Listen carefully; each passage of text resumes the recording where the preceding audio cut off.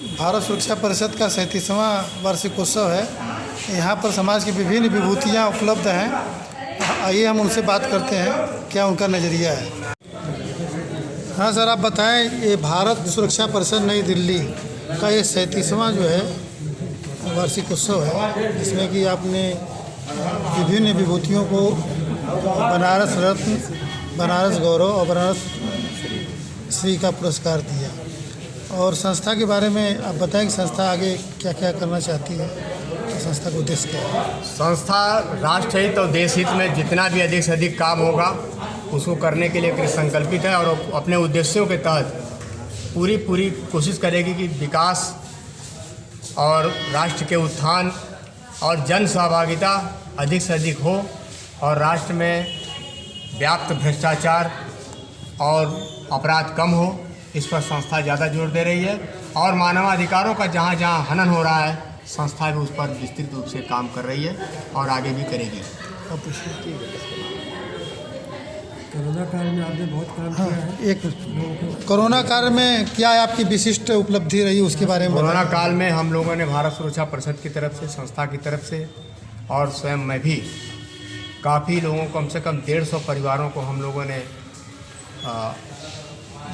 भोजन सामग्री, भोज्य पदार्थ हम लोगों ने घर तक पहुंचाया और कुछ लोगों को बुला के दिया गया जहां नहीं पहुंच पाए थे और 150 परिवारों को दिया गया। तो ऐसे परिवारों को जिनके यहाँ की खाने का मतलब 2 वक्त की रोटी की स्थिति खराब हो गई थी उस समय। ऐसे में और आगे भी जब भी आवश्यकता पड़ेगी भारत सुरक्षा परिषद उसके लिए हमेशा खड़ा रहेगी और पूरी टीम खड़ी रहेगी उसके साथ।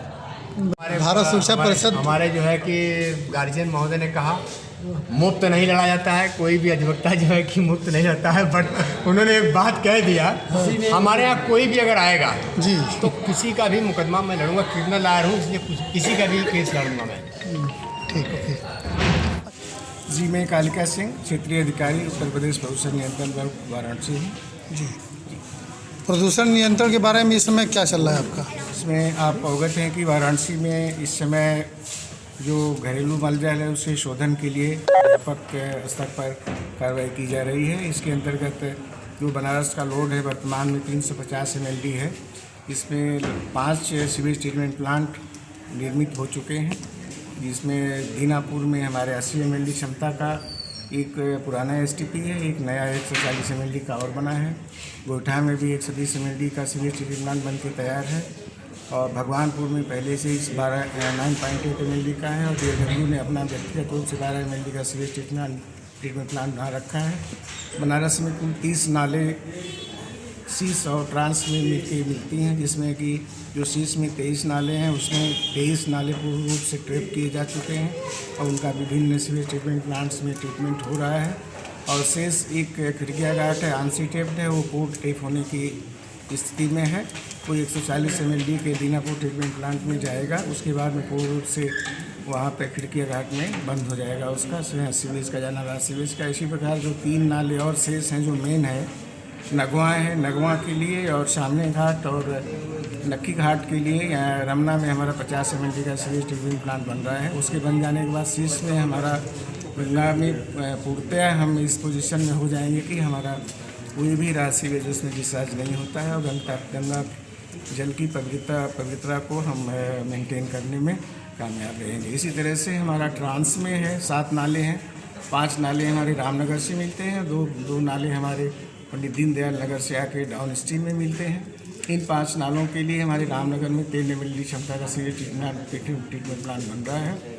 ये हमें उम्मीद है कि इस बार हम नहान के पहले 14 जनवरी के बाद हम रमना का ट्रीटमेंट प्लांट बन जाएगा और 80 नाला अगर बन जाएगा तो ये बनारस के लिए बड़ा ऐतिहासिक कार्य होगा। इस तरह से हर क्षेत्र में बनारस में पर्यावरण संरक्षण के लिए काम किए जा रहे हैं। इसमें जनता का और प्रिंट मीडिया का, इलेक्ट्रॉनिक मीडिया का भी सबका सहयोग मिल रहा है। हम सबके प्रति आभार प्रकट करते हैं और उनसे आगे भी सहयोग की कामना करते हैं। भारत सुरक्षा के परिषद के बारे में बताएं। मैं डॉक्टर के जैन, बाल रोग विशेषज्ञ, प्रबंध निदेशक, जैन हॉस्पिटल, पांडेपुर। भारत सुरक्षा परिषद जैसा कि उसके नाम से विदित है, सुरक्षा। यह संस्था समाज में लोगों को अपराध और हिंसा और दूसरी चीज़ों से जो असुरक्षा की भावना आ रही है, हम अपनी संस्था के माध्यम से, हम अपनी संस्था के कार्यकर्ताओं के माध्यम से उनमें सुरक्षा की भावना पैदा करते हैं तथा जहाँ जहाँ बच्चों के डॉक्टर हैं, ऐसा आप बताएं कि माताएं अपने बच्चों को सुरक्षित रखें। आपने बहुत अच्छा प्रश्न किया है। तो इसमें मैं दो बातें कहना चाहूँगा। पहला तो ये कि हर गर्भवती माँ को अपना प्रसव किसी संस्था, अस्पताल, प्राथमिक स्वास्थ्य केंद्र में ही कराना चाहिए सर्वप्रथम। दूसरा, जो नवजात शिशु है उसे 6 माह तक अपना माँ का दूध मिलना अति आवश्यक है। ये मात्र दूध नहीं है, इसमें इतने गुण हैं कि बच्चों में होने वाली एलर्जिक बीमारियाँ, बच्चों में होने वाली श्वास की बीमारियाँ और मस्तिष्क का विकास माँ का दूध पीने से बहुत अधिक होता है।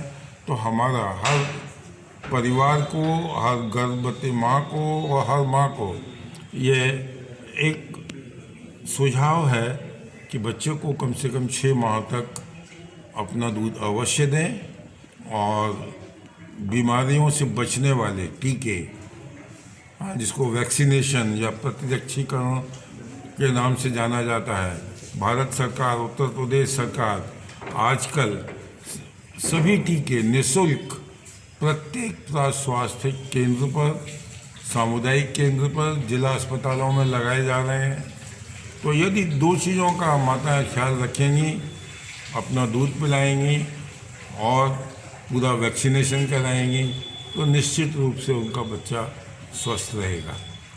बताएं। मैं डॉक्टर ओपी सिंह, पूर्व महानिदेशक चिकित्सा स्वास्थ्य उत्तर प्रदेश।